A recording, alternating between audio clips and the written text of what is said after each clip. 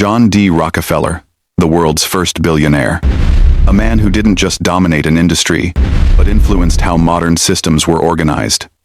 His wealth reshaped oil, labor, philanthropy, and education. Was he a builder of progress or an architect of control? To understand that, we have to start from the beginning. John Davison Rockefeller was born on the 8th of July, 1839, in Richford, New York, to William Avery Rockefeller and Eliza Davison Rockefeller. His father was often absent, working as a traveling salesman and engaging in many shady businesses.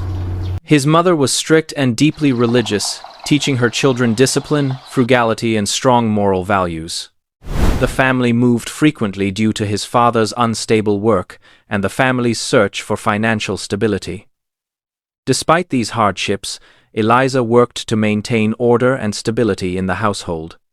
John D. Rockefeller had 5 siblings: Lucy, Franklin, William Jr., Alice, and Mary. John was the second child, after his sister Lucy. Most of his siblings lived private, domestic lives, except for William Rockefeller Jr., who would later become John's business partner. Jr. was added to William's name because he shared the same name as his father.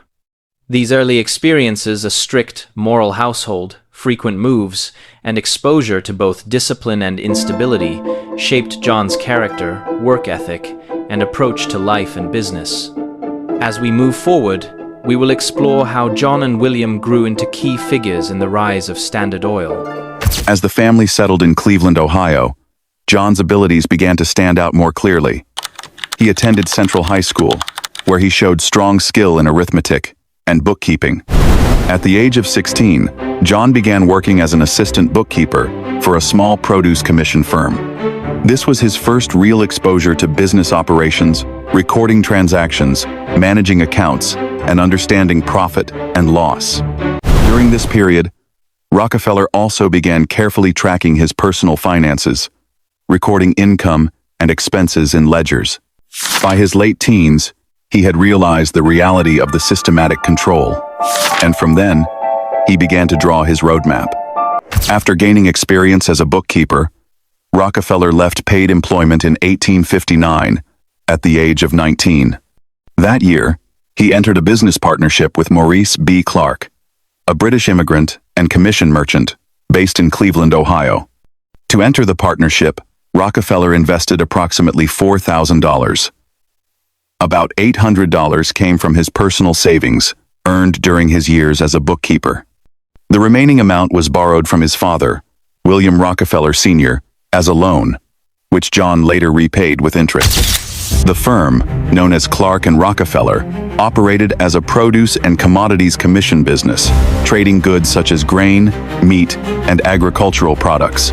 Rockefeller was responsible for keeping the books, managing expenses, tracking profits, and controlling cash flow, while Clark focused more on external trade and connections. The business operated within the expanding regional trade system of the Midwest during this period. Shortly after Clark and Rockefeller was formed, the American Civil War began in 1861. Mine eyes have seen the glory of the coming of the Lord. He's tramping out the vintage where the grapes of wrath have thawed. The war rapidly changed the economic environment of the United States. Demand for food supplies, uniforms, equipment, and transportation increased sharply as the Union Army expanded. Commission and supply businesses in northern states, including Ohio, benefited from this surge in demand.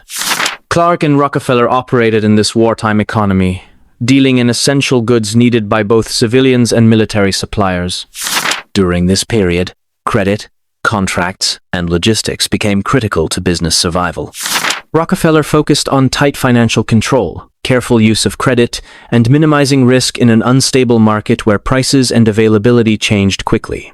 Politically, the era was marked by weak federal regulation of business, minimal oversight, and a strong emphasis on private enterprise. Industrial growth was encouraged, and aggressive business practices were common. This environment rewarded efficiency, scale, and control over costs, rather than ethical restraint or competition fairness. During this period, Rockefeller began to reassess where long-term industrial growth was moving. In the early 1860s, Oil was not valued for gasoline, which had almost no commercial use at the time. There were no automobiles or gasoline engines, and gasoline was considered a dangerous waste byproduct of refining. Many refiners discarded or burned it because there was no market. The real demand came from kerosene, used for lighting homes, streets, and businesses. Before kerosene, lighting depended on whale oil, candles, and animal fats. Whale oil had become scarce and expensive due to declining whale populations, while other options were dim and inefficient. Kerosene offered a cheaper, brighter, and more reliable source of light, especially as cities and industries expanded. At the same time, the oil industry was disorganized and unstable.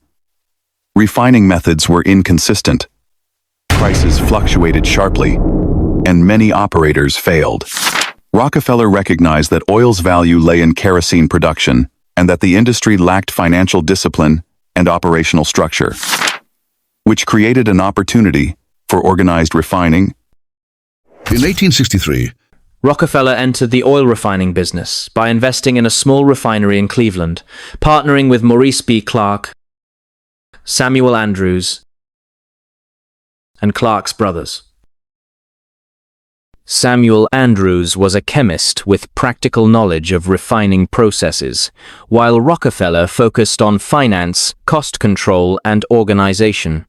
As oil refining became the firm's primary focus, disagreements emerged between Rockefeller and the Clark brothers.